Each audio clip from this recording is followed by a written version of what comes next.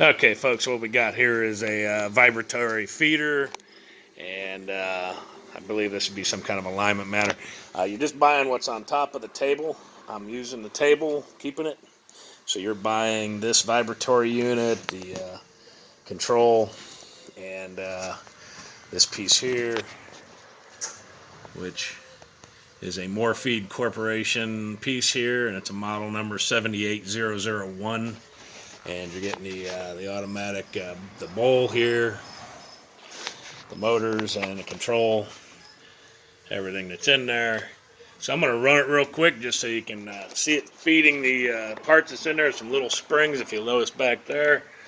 And it is timed, and it does have a set of eyes on it that shuts off when this lever is moved up and down. So we'll turn around. I'll vary the speed a little bit. So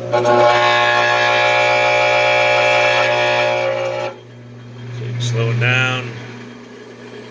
You can speed her up. Go ahead and move your eye.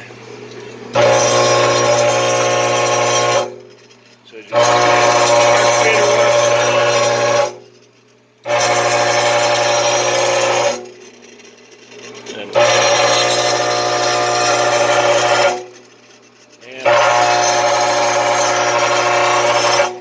So